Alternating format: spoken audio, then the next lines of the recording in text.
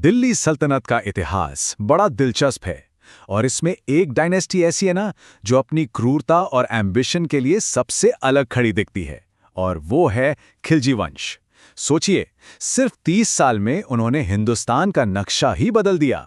एक ऐसी लेगेसी छोड़ी जो कह सकते हैं खून और आग से लिखी गई थी। तो चलिए आज इसी तूफानी दौर की कहानी में उतरते हैं। और इस पूरी कहानी के सेंटर में एक सवाल खड़ा होता है, वो भी बड़ा चौंकाने वाला। सवाल ये कि आखिर कैसे सिर्फ एक धोखे ने, एक ही विश्वासघात ने हिंदुस्तान के सबसे ताकतवर साम्राज्यों में से एक को जन्म दे दिया। तो कहानी की शुरुआत होती है एक ऐसे वंश से जिसकी नींव ही खून से रखी गई थी। सिर्फ 30 साल। खिलजियों का राज बहुत लंबा नहीं चला, लेकिन इसका असर बहुत गहरा था। सोचिए, 1290 में जलालुद्दीन ने इसकी शुरुआत की। 1296 आते आते अलाउद्दीन ने इसे बेरहमी से छीन लिया और 1320 तक तो सब खत्म, सब कुछ धूल में मिल गया। इस कहानी के कह लीजिए 2 मुख्य किरदार हैं। एक तरफ हैं जलालुद्दीन फिरोज खिलजी, इस वंश के उम्रदराज और कुछ हद तक नरम दिल माने जाने वाले फाउंडर, और दूसरी तरफ उनका ही भतीजा और दामाद भी, बहुत ही एम्बिशियस अलाउद्दीन खिलजी। एक ऐसा रिश्ता जो बहुत जल्द पूरी सल्तनत को तोड़ने वाला था। और बस यहीं से कहानी एक ऐसा मोड़ लेती है जहां अलाउद्दीन के एम्बिशन आसमान छूने लगते हैं और एक ऐसे धोखे की नींव पड़ती है जिसे इतिहास कभी भुला नहीं पाया। तो बात तब की है जब अलाउद्दीन कड़ा मानिकपुर का गवर्नर था। वहीं उसने दिखाया कि वो कितना काबिल मिलिट्री कमांडर है। साल था 1292। उसने एक बहुत ही बोल्ड मूव लिया। सुल्तान यानी अपने चाचा से पूछे बिना दक्षिण में देवगिरी पर हमला कर दिया, और जब लौटा तो उसके पास बेशुमार दौलत थी। इसी एक जीत ने उसकी भूख को और बढ़ा दिया, और हां, दिल्ली में बैठे सुल्तान की चिंता को भी। तारीख थी 20 जुलाई 1296। जलालुद्दीन अपने भतीजे से मिलने पहुंचे, शायद ये सोचकर कि लूट का कुछ हिस्सा मिलेगा। लेकिन जैसे ही सुल्तान ने अलाउद्दीन को गले लगाया, धोखा हो गया। पीछे से हमला हुआ और कहते हैं सुल्तान के मुंह से बस यही निकला, धोखेबाज, ये तूने क्या किया। जैसे ही चाचा की जान गई, अलाउद्दीन ने एक पल भी बर्बाद नहीं किया।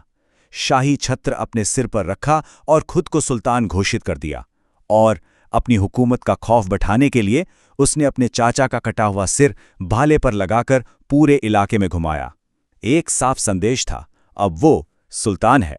तो अपने ही चाचा के खून से तख्त हासिल करके अलाउद्दीन ने अब एक ऐसा साम्राज्य बनाना शुरू किया जिसे इतिहास कभी भुला नहीं सकता।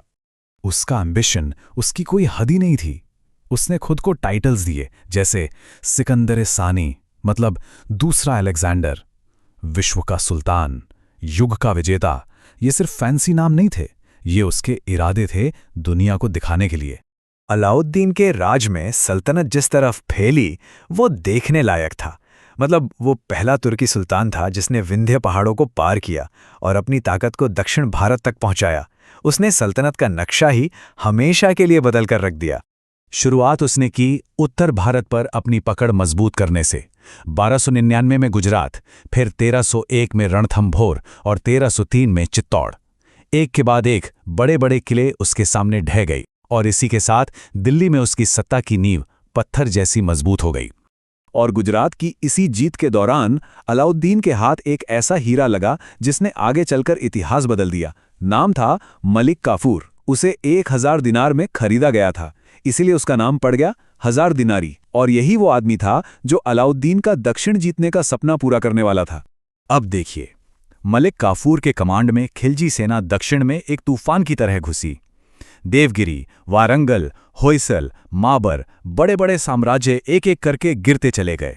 और हां, वही मशहूर कोहिनूर हीरा, वो भी वारंगल से ही मिला था।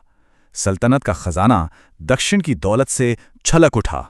तो इतना बड़ा एम्पायर जीत लेना एक बात है, पर उसे चलाना वो बिल्कुल अलग कहानी है। अब देखते हैं कि अलाउद्दीन ने किस तरह लोहे जैसी मुट्ठी से इस पर राज किया। 50%, जी हां, 50%। ये वो चौंकाने वाला टैक्स रेट था जो अलाउद्दीन ने जमीन पर लगाया था। मतलब किसानों की उपज का सीधा सीधा आधा हिस्सा सल्तनत को जाता था। ये सल्तनत के इतिहास का सबसे ज्यादा टैक्स था और ये साफ दिखाता था कि वो हर चीज पर एब्सोल्यूट कंट्रोल चाहता था। विद्रोह का तो सवाल ही पैदा ना हो, इसके लिए उसने 4 बड़े सख्त कानून बनाए। पहला, जितने भी अमीर लोग थे उनकी सारी जमीनें और प्रॉपर्टी सब जब्त कर ली। दूसरा, एक कमाल का स्पाई सिस्टम बनाया ताकि हर कोने की खबर उस तक पहुंचे। तीसरा, शराब और हर तरह के नशे पर पाबंदी लगा दी। और चौथा, कोई भी अमीर सुल्तान से पूछे बिना ना तो आपस में मिल सकता था और ना ही शादी ब्याह कर सकता था।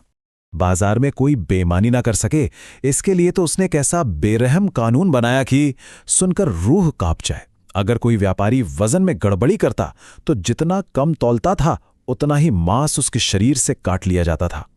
सोचिए, इस खौफ के बाद बाजार में ईमानदारी तो अपने आप आ ही जानी थी। सिर्फ इकोनॉमिक रिफॉर्म्स ही नहीं, उसने एक पावरफुल सेंट्रलाइज स्टेट भी बनाया। उसने दीवाने अर्ज यानी मिलिट्री डिपार्टमेंट को बहुत मजबूत किया और 2 कमाल के सिस्टम शुरू किए, दाग और हुलिया। दाग सिस्टम में आर्मी के घोड़ों पर निशान लगाया जाता था ताकि कोई उन्हें बदल ना सके, और हुलिया में हर सैनिक का पूरा हुलिया दर्ज होता था। ये सब करप्शन रोकने और एक बड़ी और डिसिप्लिन्ड आर्मी बनाने के लिए उस जमाने के हिसाब से रेवोल्यूशनरी कदम थे। तो आखिर में सवाल उठता है कि अलाउद्दीन खिलजी की लेगेसी क्या है? उसे एक जालिम तानाशाह कहें या एक विजनरी रूलर? सच कहूं तो सच्चाई शायद कहीं बीच में है।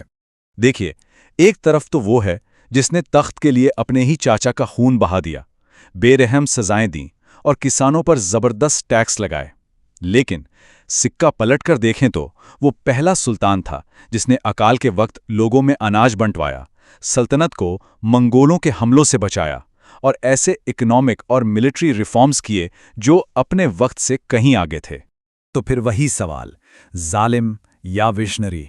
अलाउद्दीन खिलजी की कहानी शायद यही दिखाती है कि इतिहास में कभी-कभी ग्रेटनेस और क्रुएल्टी एक ही सिक्के के 2 पहलू बन जाते हैं।